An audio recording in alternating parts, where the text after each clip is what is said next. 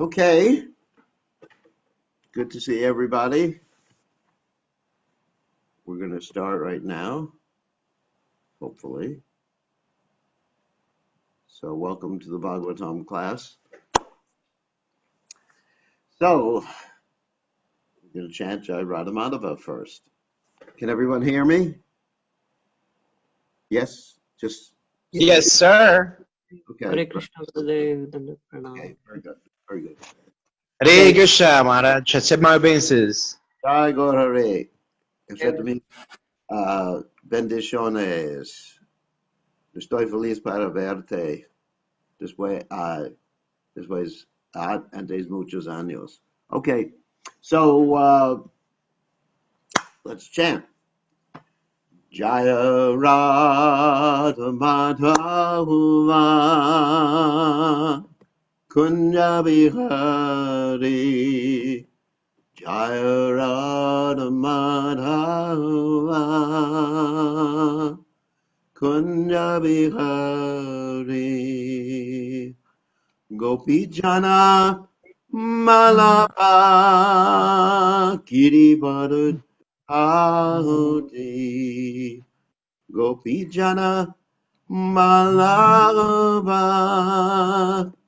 Girivardhan Ahuti Yashodanandana Rajajana Ranjana Yashodanandana Rajajana Ranjana Yamuna Tira Vanachari Yamuna Tira Vanachari Jai Ho Radha Madhava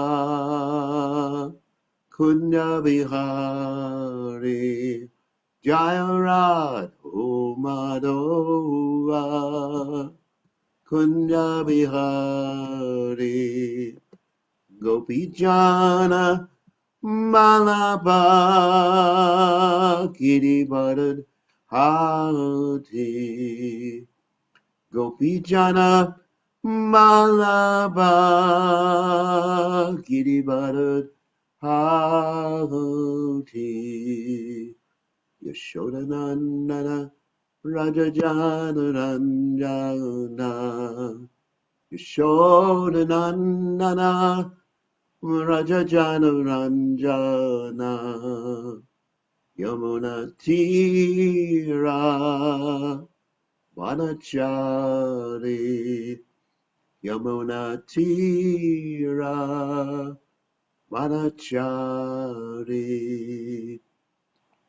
Jaya Radha Madhava Kunja Bihari Jaya Radha Madhava Kunja Bihari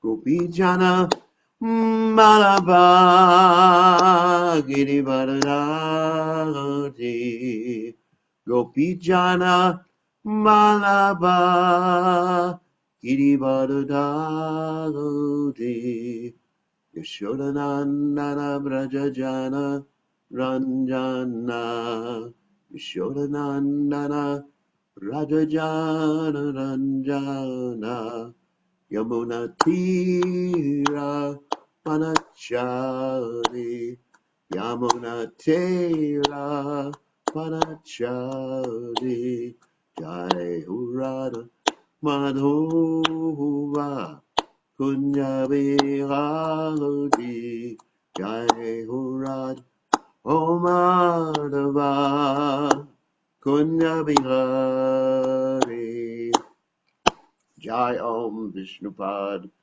Paramahansa Paravidikacharya also Teta Satashi Shimad His Divine Grace Abhaya Chalanada Bhaktivedanta Goswami Srila Prabhupada Ki Jai ISKCON Founder Acharya Srila Prabhupada Ki Jai Anantakoti Vaishnava Vrinda Ki Jai Namacharya Srila Hridas Thakur Ki Jai Prem Se Kaho Shri Krishna Chaitanya Prabhu Nityananda Shidwai Radha Shivasadi Gaur Bhakta Vrindiki Jai Shishi Radhakrishna Gopa Gopada Sayam Kun Radhakunda Giri Govardhan Ki Jai Vrindavanam Ki Jai Vajaram Ki Jai Jagannath Swami Ki Jai Yamuna Mai Ki Jai Shivani Lasi Devi Ki Jai Samaveda Bhakta Vrindiki Jai Gaur Parimalanda Hari Hari Vel.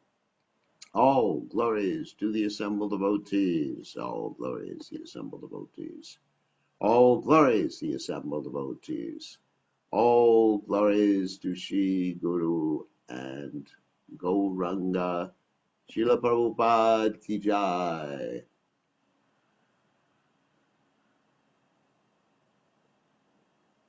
Anyway, someone asked a question. Are you saying Malava?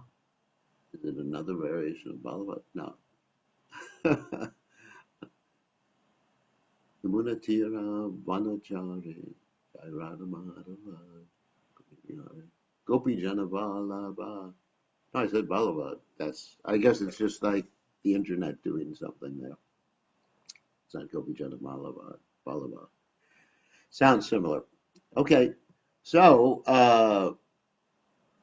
anyway, so let's get on with the Bhagavatam class. Let me take the chat window away. Close. And so we're going to cover the same verse again that we did yesterday. And we're going to go to the verse. Hold on a second. Because we didn't complete our discussion of Anarthas. And I think it was very important to complete that discussion of Anarthas. And I didn't really quote from the Chaitanya Charitamrita or the Bhakti Rasamrita Sindhu 1:4, 15 to 16, about the progress of devotional service and how that connects with the Anarthas.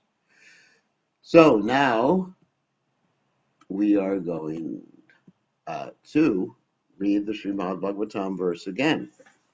So Srimad Bhagavatam, 10th canto, 16th chapter, text 29. Om Namo Bhagavate Vasudevaya. Om Namo Bhagavate Vasudevaya. Om Namo Bhagavate Vasudevaya. So I'm just going to read this verse, and I guess we'll do the word-by-word synonyms again and the translation after that. And then we'll talk about Anarthas.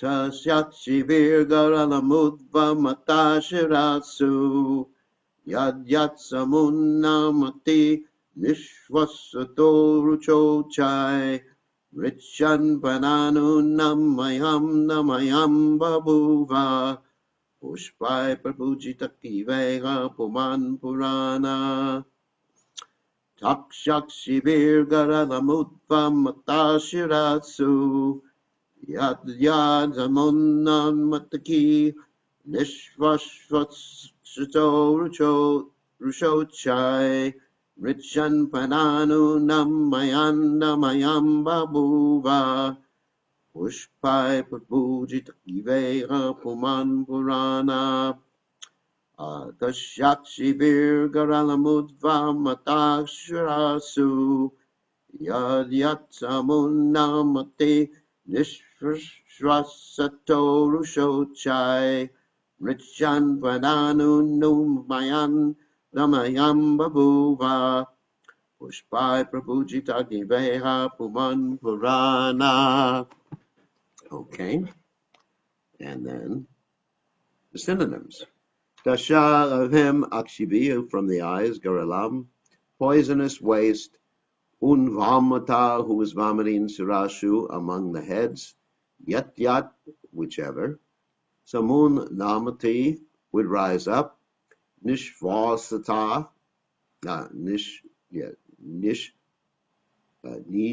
Nishvasataha, who was breathing, Rusha out of anger, Uchai heavily, Nrichan while dancing, Pada with his foot, Anu na mayan, making bow down, Damayam bapuva, he subdued, Pushpai with flowers, Prabhujita being worshipped, Iva, indeed, Iha, on this occasion, Puman, the personality of Godhead, Puranaha, original.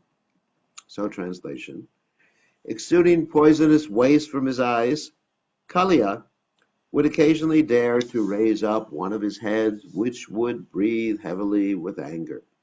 Then the Lord would dance on it and subdue it, forcing it to bow down with its foot. The demigods took each of these exhibitions as an opportunity to worship him, the primeval personality of Godhead, with showers of flowers. So that's the verse. All right. Let us hold on a second.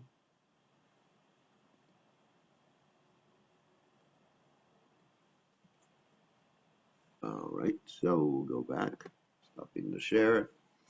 And so, based on this verse, which we discussed partially yesterday, Kaliya was actually exuding his anarthas, just like we, when we're progressing in devotional service, sometimes exude our anarthas, or as Srila Prabhupada said, actually, Om Gana Tumaranda Sha Gananjana Shalakya Chakshur and Meditam Yena Tasmai Shigure Namaha.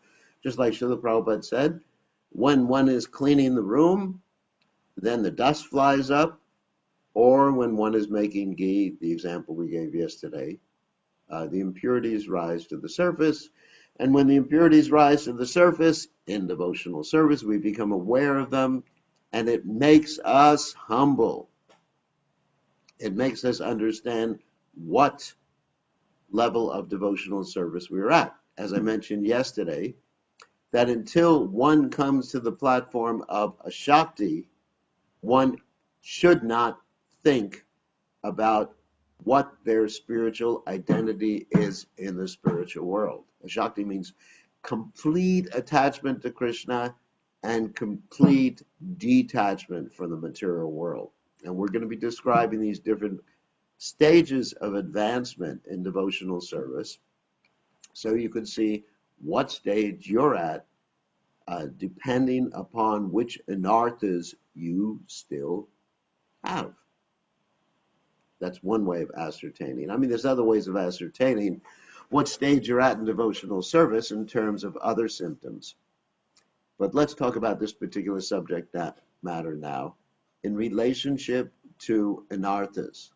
Okay, here we go with the anarthas, and now we're going to project another screen for you. This is a very interesting verse that I think many of you have heard. And this is from the Bhakti Rasamrita Sindhu. It's also mentioned in the Chaitanya Charitamrita, Madhya-lila, third chapter, texts 14 to 15. And this particular verse talks about the stages in devotional service. So I'm going to make it bigger so everyone can see it. So I'll read the Sanskrit first. Ado Shraddha Tata Saru Sango Ta Bhajana Kriya Tato Nartan Vritti Shat Tato Nishta Ruchis Tata Atha Shaktis Tato Bhavas Tata Prema Vayunjati Sadakam Ayam Premna Pradubhave Bhavet Kramaha. And the different word-by-word translation is Ado means in the beginning, Shraddha means firm faith or disinterest in material affairs and interest in spiritual advancement. Tata means thereafter. Sadhu Sangha means association with pure devotees. Ata then means then.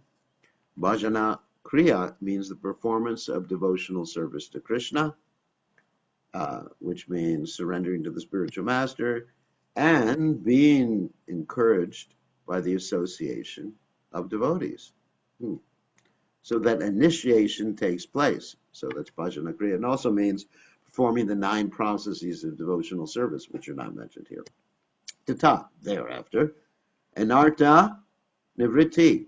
The diminishing of all unwanted habits. We talked about what Anarthas were yesterday. We went into a really precise description of different types of Anarthas. And also we talked about where they came from. Remember? Anarthas come from sinful activities, pious activities. Anarthas come from offenses against devotees, offenses against the holy Dham, offenses against other living entities, and anarthas come from the bhakti itself, because one becomes proud of the progress that they're making in devotional service and thinks that they are more advanced than they actually are, and tries to lord it over the other devotees, and that's committing offenses against the other devotees too. So let's continue. So anartha nivritti means the diminishing of unwanted habits. Sometimes we describe anarthas as six, kama, krodha, matsarya, bhavibhaya, lust, anger, greed, illusion, envy, fear, like that, bewilderment. Shat, there should be, tata, then. Nishta, firm faith. Wow. Ruchi, actually nishta also means steadiness. I'm going to go through these different words and actually go a little bit deeper after we read the word by word synonyms. Ruchi means taste. Tata means thereafter. Ata, then. Asakti means attachment, means firm attachment, complete attachment to Krishna and detachment from other things. Tata, then. Bhava, emotion or affection. Tata, thereafter. Prema, love of God. Abhyudhanshati arises. Sadakanam, of the devotees practicing Krishna consciousness. Ayam, this. Premna, of love of Godhead. Pradabhave, in the appearance, Bhavet is Kramaha, the chronological order. It means they come one after the other. Okay. So let's talk about these different words. Okay. So we'll start with the verse. Okay. And then we'll talk about the anarthas in a second. Hold on a second.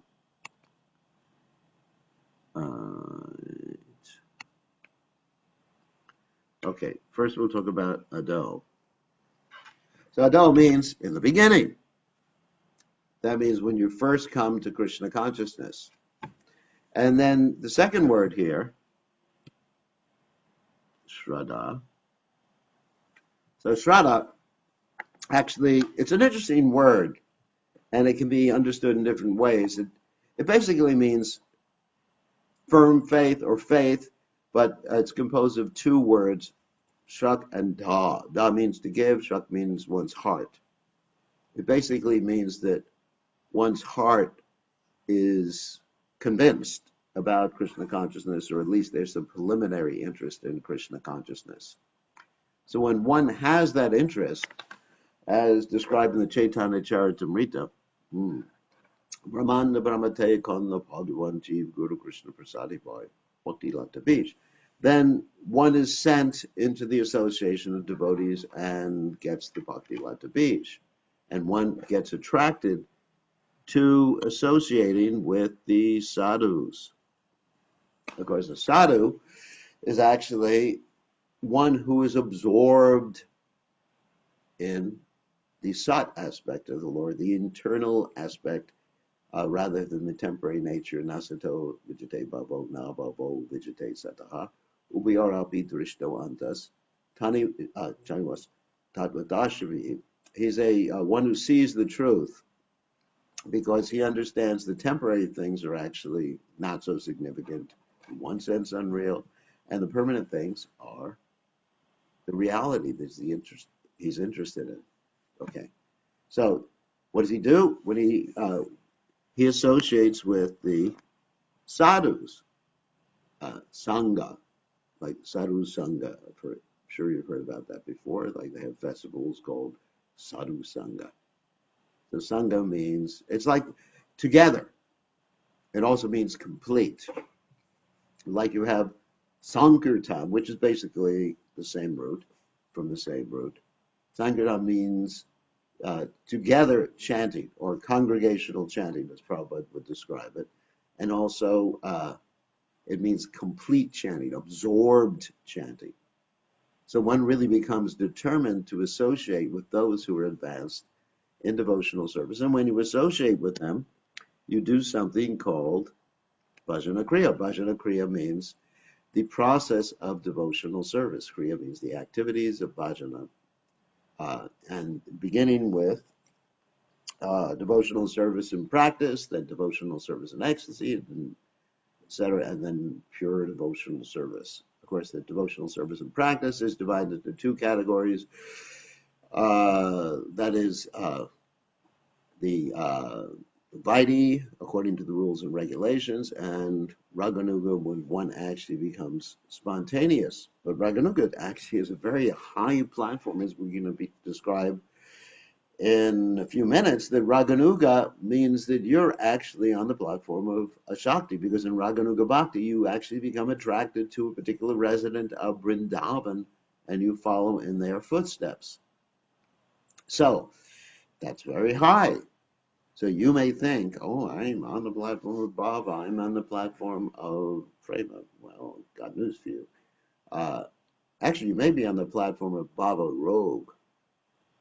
The word Baba Rogue means the material emotions. That's true. Actually, there's an interesting memory of Prabhupada I just heard yesterday, and Bhavananda Maharaj was actually, not Maharaj, sorry, Bhavananda Prabhu, was actually talking about how he got his name from Prabhupada and how Prabhupada described the name. So, very, very interesting. So he thought his name meant Bhavananda, which means the bliss of the ecstasy of emotions to Krishna. And Prabhupada said, no, your name means Bhavananda, which means the bliss of the material energy, which is actually quite interesting. And he was disappointed when he heard that. And Prabhupada said, well, one who is a pure devotee takes bliss, Vishwam Purna Shukayate, he takes bliss in this whole material world because it's an opportunity to serve Krishna. But interesting. So that's Bhajana Kriya. And then while you're doing Bhajana Kriya, you work on the Anarthas, and that's called Anartha Nivritti stage. You see here, Anartha Nivritti. And when you're relatively free of Anarthas, which we're going to discuss in a few minutes, then one becomes, Nishta means steady in devotional service. Now I'm going to describe what that means. There's two types of Nishta, according to Vishwanath Chakravarti Thakur's steadiness in devotional service. One type is when you're steady in your bhajan, you're really good. You get up early every morning, you chant, you hear the Bhagavatam every morning. But then the rest of the day, whatever. It's pretty unsteady. You talk prajalpa during the rest of the day.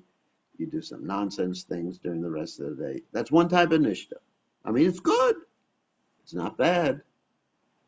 But a higher type of nishta is 24/7.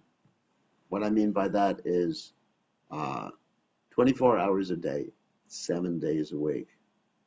24/7 for those who speak Spanish. Anyway, so that's a higher type of nishta. There's lower type, higher type. Okay.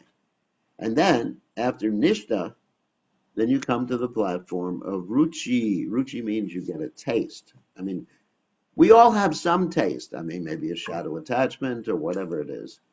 But to have a real taste for devotional service means not just that it comes and goes. And there's two types of ruchi also.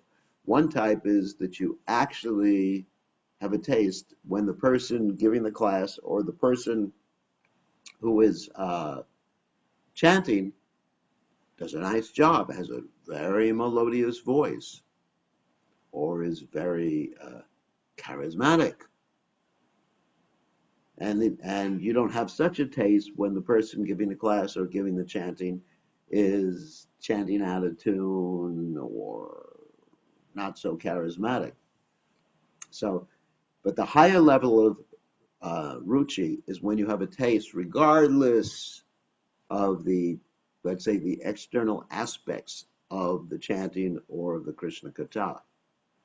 And that's why sometimes Srila Bhaktisiddhanta Saraswati Thakur, when he was having kirtan with his disciples, he would have the person with the worst voice lead the kirtan so people wouldn't get so much into the whole musical accompaniment, but would actually get into the deep understanding, the deep contemplation of the holy name. And then after that, and then you get Ashaktis, which you see here, which means complete absorption in Krishna consciousness. And then after that, you get Bhava. Bhava means, and we've given description of that before, that you have the Ashtasattvika Bhava, you have the Vyabhachari Bhava, the Sthai Bhava, the Vibhava. I mean, let me explain what I mean, the Anubhava. These are the different types of bhavas. Vibhava means that which excites you to have the other emotions, either Krishna or things related with Krishna. Anubhava means the deliberate emotion that you exhibit after you become excited. Ashtasattvika Bhava means the eightfold emotional symptoms that occur due to your contact with the Vishuddha Sattva, which are always there. Then there's the Vyabhachari Bhava, the 33 like ecstatic emotions that occur without any warning that just overwhelm you, and the Sthai Bhava, which is the emotions that deal with your particular relationship with Krishna, whether you are a servant of Krishna or a coward boy or a parent of Krishna or a gopi, etc., like that. So, and then finally, there's prema. So prema means pure love of Krishna. My happiness is not important. If my misery gives Krishna happiness, then I want to be miserable. Now, how many of us are at that stage? Or how many of us are at the stage of ruchi? Or how many of us are at the stage of nishta? You know, sure, we're probably working on the anarthas, anartha nivritti. But, I mean, maybe I'm offending some of you, forgive me. But how many of us are steady 24 hours a day? How many of us have a taste, regardless of who's chanting, who's giving class? And then can't really say we're on the platform of Vasakti. So we're not ready to start thinking about, who we are in the spiritual world. I actually was listening to a class at Prabhupada this morning while I was doing my deity worship. And Prabhupada was talking about this Sahaja group, the Gopi Bhava group that was there in Los Angeles, and Prabhupada was extremely upset with them. Because if you try to jump too quickly, then Prabhupada also gave the example of someone imitating Hanuman. Prabhupada said, big, big belly, big, big monkey, Ceylon jumping melancholy. That, one may be a big monkey, whatever. But one cannot imitate Hanuman, or should not imitate Hanuman. Hold on a second, I'm just trying to think. Oops. I don't know. Hold on. Stop share. Hold on. Let me just share this again because I had a little glitch and I can share a screen again. Okay. Let's go back. Okay. Anyway, so this is the krama, which means the step-by-step progress of devotional service. Okay. So that's one thing I wanted to show you. And then now we'll talk about how the anarthas relate, or the progress of getting rid of the anarthas relate to each particular stage in devotional service. So that's another angle by which we can see which stage we're at in Krishna consciousness. Let me get to the next slide. 1 second. Right. That'll take me 1 1 second to get to it.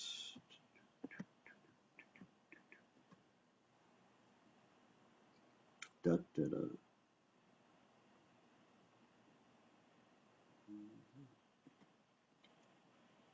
There we go. This is a summary from the Madhurya Kadambini about the stages of spiritual advancement and how they relate to one's consciousness, which we're not going to talk about right now, and how they relate to the progress of anartha nivritti, getting rid of the anarthas, like vomiting out the anarthas like Kaliya was doing, either from our eyes, our mouth, or consciousness. Okay? So these are different. Let's continue with this. So stages of spiritual advancement. Hold on a second. So in the beginning, we have all these anarthas. As we mentioned, Shraddha, faith, means firm trust in scriptures, desire to undertake devotional service. Put my glasses on so I can see this better. And this outline, hold on a second. Let's just go here. So in the beginning, you have firm faith in scriptures, dealing with devotional service, desire to undertake devotional activities, and two types are natural or forced. Forced means like, you're with devotees, just like you're forced to have some shraddha, but natural, or you're just developing the shraddha. And natural means it's from a previous birth. So, let's go. And so still, as you see, you still have all the anarthas there. Still haven't gotten rid of them yet, not just by the firm faith. You haven't got rid of them. Next stage is you begin to associate with the devotees. You ask about how you should behave, 4 regulative principles. You develop relationships with devotees, and you take association from advanced devotees. And sometimes you experience this thing called shadow ecstasy. Shadow ecstasy means whenever there's an ecstatic kirtan, whenever there's an ecstatic Bhagavatam class, you get this shadow, which is described like burnt up or dried up ecstasy, which is like a reflection. And you may think you're advanced by getting this shadow ecstasy, but it doesn't necessarily mean you're advanced. It just means you're having some particular association. But still, these anarthas are there. I mean, you're beginning to perhaps be aware of them, but the anarthas are there. And then the next stage is when you begin to associate with the sadhus. I may have said that already. And then you do bhajana kriya. That means you accept initiation from the spiritual master. Your meditation is just very momentary. Sometimes you're thinking of Krishna, sometimes you're not thinking of Krishna. And as far as the aspects, the benefits of devotional service, you become relieved from distress. In other words, all the karma goes away, and your life becomes auspicious at that particular point. And bhajana kriya is 2 types, steady and unsteady. I mean, some days you chant rounds, some days you don't chant your rounds, but you're still following the regulative principles. So then, as far as the anarthas are concerned, the anarthas from past activities, in other words, because you've gotten rid of, let's say, the sins that you've been doing, or vikarmas that you've been doing. So the anarthas from past activities are almost completely gone. Pretty good. And the anarthas from offenses, as long as you don't commit offenses, are partially gone. And also the anarthas from bhakti, they're partially gone too. But remember, because you've gotten rid of all your karma, all the anarthas from past activities, good and bad, are gone. And this bhajana kriya, and anartha, as you're entering the anartha nivritti clearing stage, and it's described here, the process of clearing the anarthas Unwanted qualities of the heart, such as lust, anger, greed, pride, is present throughout all the stages of spiritual advancement, mainly between the stages of bhajana, kriya, and nishta. In other words, anartha nivritti is not one specific stage, although sometimes it's described as one specific stage. It's actually enacted throughout one's devotional service, mainly between the time you actually, let's say, accept initiation, perform devotional service, and the time when you become nishta, or fixed in devotional service. Nishta, as I mentioned before, is 24/7. There were two types of nishta I mentioned, when it's just the bhajan or the sadhana, and the second type of nishta is 24/7. You are engaged in Krishna's service. That's the higher stage of nishta. So until that time, you're really dealing quite a bit with the anarthas. So, anartha nivritti. So at nishta, okay, you've really dealt completely with the sins or the anarthas from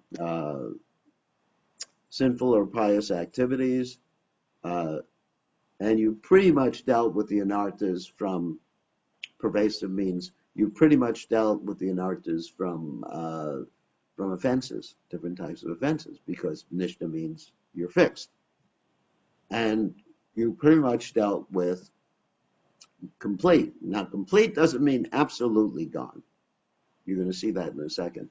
So you've also completely or almost completely dealt with the anarthas from devotional service that come from the performance of devotional service. So let's get on with this. So then we have ruchi, and it's still the same thing that you're dealt with those two types of anarthas from past activities and offenses at the stage of ruchi, but they're not absolute yet. But when you reach the stage of ruchi, then you've dealt absolutely with the anarthas from devotional service. Pretty good. Pretty good. Absolutely means they can't come back. And then when you reach the stage of ashakti, then you've also dealt completely with the, in other words, can't come back, no sins, no pious activities, results, or karma or anything like that. It's gone. And then when you reach the stage of bhava, then from offenses, almost complete. Now I'm going to explain what I mean by that. Almost complete means it still may come back at the stage of bhava. See, bhava means we awaken our rasa. It's rarely achieved. We meditate on seeing the Lord, and two types of bhava, or in reverence or equality, that we're not going to get into that right now. So anyway, so it's almost complete, which means at bhava you can still succumb to offenses. Oh my God. What does that mean? Offenses generally in chanting. And that's what happened to Bharat Maharaj when Bharat Maharaj actually inattentively was chanting his rounds as he was taking care of the deer. You may say the cause of his falling down, or the cause of his having to take birth as a deer, was due to his becoming attached to the deer, but really it was due to his inattention while chanting. Because had he been attentive while chanting, he wouldn't have been inappropriately attached to the deer. And of course, at prema, everything's absolutely complete. Absolutely complete. One has no more anarthas. So let's go back to the Ashakti platform. So on the Ashakti platform, you still have some problem, but that's the stage by which you can actually try to understand who you are in the spiritual world. And the symptom of that Ashakti platform, I'm going to make this really big here, is you try to think of Maya and you can't. Your mind just like goes back. to Krishna. Before that, whenever you try to think of Krishna, your mind goes automatically to Maya. But when you reach a Shakti, so that's the standard for trying to understand who you are in the spiritual world, that your mind automatically goes to Krishna. Oh, let me think of Maya, and I can't do it. Your mind goes to Krishna. So anyway, so at that point, you're ready to think about your spiritual identity. And that's the reason I wanted to present this whole thing about the Anarthas, so we can understand the Anarthas, where they're coming from, how to deal with them, and at what stage we're at, depending upon the freedom from Anarthas, and let's see, being humble. Because when we understand what stage we're at, when we see how we're still succumbing to lust, anger, greed, illusion, bewilderment, then that should be a message to us that it's time to be humble. So on that point, or after we're dealing with those points, so now we'll take some questions from all of you. Who has some questions? I have a question. Yeah. Yes, Champaka Lata, the best teacher in the world. Oh gosh, please accept my humble obeisances. I'm just trying to follow your example, Gurudev. So I was hearing a class some years ago from a god brother of yours who I have a lot of respect for. And he was talking about how he was basically saying we need to let ourselves be at the Ashakti place. In other words, stop focusing on our anarthas and just allow ourselves to relish spiritual life and let Ashakti just kind of happen. Not, in other words, not tell ourselves all the time, well, I don't have any taste because I still have anarthas. So I was wondering what your thoughts were about that. Well, I mean, obviously, I would agree to a certain extent, that yes, we should just let ourselves relish devotional service. That is true, but we have to be aware. I mean, just like, for example, here I am, in lockdown. Hopefully I'm coming out on Friday.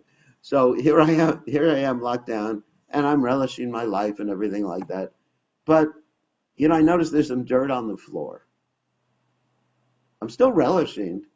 So this morning before class, I took out my broom and was sweeping and got rid of the dirt. Yesterday, I noticed that nobody had cleaned my porch, so I took my broom last night, was cleaning the porch.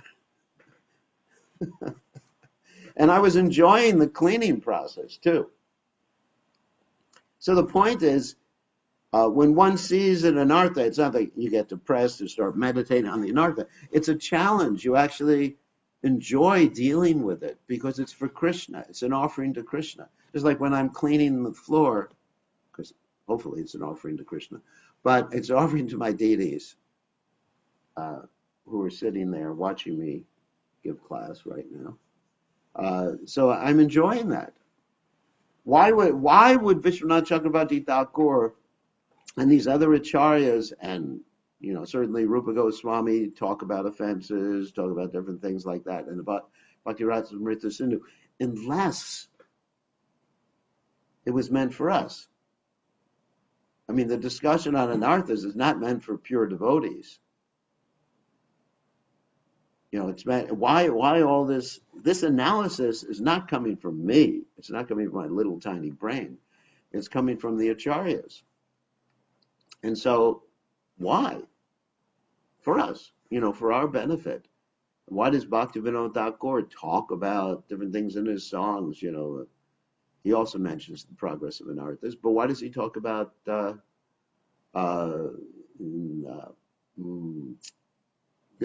song Gopinath? Mama Nivedana Shuno. I have no good qualities. I mean, why? How do we become humble? Harinam Chintamani. Why did he write as Harinam Chintamani? I mean, I think we need to be aware, not depressed, but just somehow or other be aware of where we're at in devotional service. So we'll know, I mean, just like, all right, let's use the example of weightlifters. Different examples come to mind. Okay, someone wants to lift weights, right? And lifting weights means, you have barbells. I don't know if you know what barbells are. That means a big bar with different weights at the end. And so in the beginning, what do? You put on five, whoops, someone's went off of mute. You put on 5 kilos, well, maybe 2 kilos on each end of the barbell. Or maybe you don't even put the weight on the barbell. Then you build your strength up. And what happens if you put 200 kilos on the barbell and you're not strong enough? I mean, you got to know your limits. I mean, you'll get a hernia, and you'll have to get an operation. So in the same way, and Bhaktisiddhanta Saraswati Thakur actually said that we should be aware what platform we're at, and before we're at a Shakti, we should not be thinking of our spiritual identity. And this is the Acharyas. It's not just my opinion. I mean, I can give you the exact quotes later on, but from Bhaktisiddhanta Saraswati Thakur about this. So, yes, we should enjoy devotional service. We should enjoy chanting. It's very beautiful, very wonderful, and also be aware where we fall short. And I don't think that's depressing. I mean, when I find myself falling short of the highest standard of devotional service, it forces me to take more shelter of Prabhupada, engage more enthusiastically in devotional service. Because if we think we're more advanced than we actually are, then we let our guard down. If I think that I'm a pure devotee, for example, then I'll let my guard down. And I won't be enough afraid of Amaya or Krishna's illusory energy or Anarthas. So I think it requires like some personal honesty that we should have. I mean, that's what I get from reading the Acharyas. It's not, as I said, I'm not presenting my personal opinion. Is that all right? Okay, who else has a question? Yes, Jayanti, you have a question. Speak now. Take yourself off mute. Hare Krishna, please accept my obeisances. Yesterday we have some Bhakti Sangha and we talk about envious. I said good, okay. And I ask devotees, what is this? Where is the symptoms of envious? Because sometimes I think we have some envious in our heart and we don't know, or somebody have this quality and we can recognize. And some devotees says the envious if somebody hate you and wanting her mind to destroy you. And some devotees says this is the stage of, or no stage, statement, how I say, of consciousness. This is not if somebody wish hurt you, but he's enter in this state of consciousness. He don't want to hurt anybody, but he's envious, always like energy. And I want to ask you, what do you say? What is this in strict mode envious? Well, envy is an interesting. All right, put yourself on mute. So envy is actually a very interesting thing. It doesn't necessarily mean that I want to hurt you. It basically means I don't want to do the best thing for your spiritual advancement. I'm thinking of myself more important than you. Basically, it stems from that particular point. I may not want to hurt you. I may want to use you or may consider you insignificant. It stems from the point of that I am an important person. I'm the most important person. I'm number one. And other people are insignificant. And basically, they are maybe meant for my pleasure. Just like if one is killing animals, or one is eating animals, one is envious of that animal. Because one wants to use the animal as a object rather than a subject. When we objectify people or living entities, then we're envious of that person or entity, as the case may be. So that's a general thing. And sometimes it means you hate someone, but it's not necessarily the fact that you hate people that you're envious of. You just may want something they have. And you want to, you don't want to hurt them. You may want to diminish them or use them. So anyway, if one feels envy, then it's an impetus to take shelter of Krishna and the devotees. Yes. Okay. But sometimes a person is envy to somebody who is much poor or much Yes. not have something. For example, I want what this person have. I don't That's right. want anything, but I'm envy. That's right. You want what the person has. You don't understand that Krishna has given him whatever he has, whatever his talent has, whatever his money or whatever possession he has. And that's part of envy. Anyway, there's different varieties of envy. I mean, we could probably do a whole analysis of envy. But the main thing is when you experience it, whoops, someone is causing some noise. But anyway, when you experience envy, it's an indication that you're not so advanced in devotional service. That's what I'm trying to get to. Not so much to concentrate on, whoops, someone keeps making noise. So not to concentrate on the envies, so to speak, but it's an impetus to engage more fully in devotional service. That's really what I'm getting to. An impetus to take shelter and serve the devotees. An impetus to approach the spiritual master and ask for service. So the envy itself you can't get rid of. That was what I talked about yesterday. You can't get rid of just by thinking, I want to get rid of envy. I'm envious of you. You have more money than me. I mean, just like one time I was in Mayapur and my godbrother Ambarish Prabhu arrived in Mayapur and they had like elephants receiving him and loudspeakers, and it was just like an amazing reception. And I was thinking, hey, what about me? I'm a sannyasi. I should get received like that too.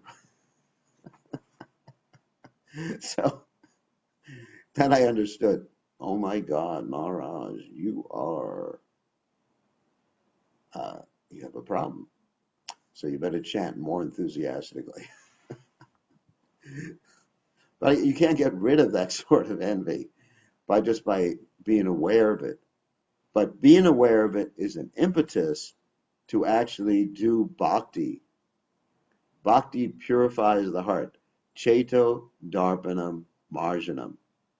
And one thing I didn't talk about today was how the different, this is also talked about by Vishwanath Chakrabarti Thakur, mentioned by Vishwanath Chakrabarti Thakur, how the different verses in the Shikshashika refer to different stages in devotional service. Maybe I should actually mention that. Let's see if I can find that chart and show it to you, which would be interesting. Shraddha Tata Sarvasango Ta Vajana Kriya. Maybe I have it. Oh yeah, I have it here. Oh, hold on a second. I will put it on the screen for you. Give me 1 second. Ta-da-ta-da. Just what you wanted to see. So, of course, there's a little bit of Rasika stuff there, which I'm not going to let you see. So, Vishwanath Chakrabarti Thakur analyzed that each verse in the Shikshashika referred to a different stage in devotional service. And also, that particular verse can help us come more fully to that stage and deal with the anarthas that may be prominent as one is on that stage. For example, Cheta Darpana Marjanam means cleansing the heart, or cleansing the mirror of the mind of the heart, of the soul. So that's Shraddha. So each and every verse in the Shikshashtika refers to different stages in devotional service. So we can meditate on these verses, and each particular verse in the Shikshashtika refers to a pair of words in the Mahamantra, as you see here, which is actually quite interesting. I thought that was, give me 1 second.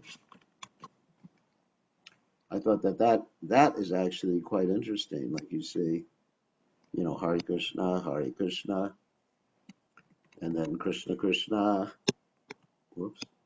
Krishna Krishna, Hare Hare, Hare Rama, Rama Rama, and Hare Hare. So it's an interesting analysis, and you can read Vishwanath Chakravarti Thakur if you're interested in that. But the main point I want to make here is that if we study the Shikshashtika, then we can actually understand how to deal with these anarthas. I mean, for example, you have Nadanam, Nijanam, Nisundarim, Kavitam Va Jagadisha Kamaye. So here you're talking about lust and greed. Nadanam, Najanam. I don't want any wealth. I don't want any followers. Because followers also is an indication of the anarthas that come from bhakti. Dana, or Dhanam too, Janam and Sundarim. Wealth, followers, or beautiful women, or beautiful verses. Sometimes it's described like that, poetic, mundane verses. Kavitam va jagadisha kamaye. Mama janmani shvare bhavatad bhakti ahoitupi joye. All I want from you is causeless devotional service life after life. Anyway, so studying the Shikshashtika, and you will understand these things. So when you do experience anarthas, then refer to different verses in the Shikshashtika, and that will help you too. There's different ways. Take association with devotees, study the Shikshashtika, chant the rounds more enthusiastically, hear Srimad Bhagavatam, serve the Vaishnavas if you're envious. There's different remedies, but don't just concentrate on the anartha. Be aware of it, but use it as an impetus to deal with your level of devotional service and progress further. Okay, on that happy note, we are going to end because it's 7:30 here. Thank you all for joining us, and wasn't able to share this on Facebook today because somehow or other it didn't work when I tried to share it on Facebook, but I've recorded the whole thing and I'll be uploading it to Facebook. So you all can see it, or someone who didn't see it this morning can see it on Facebook.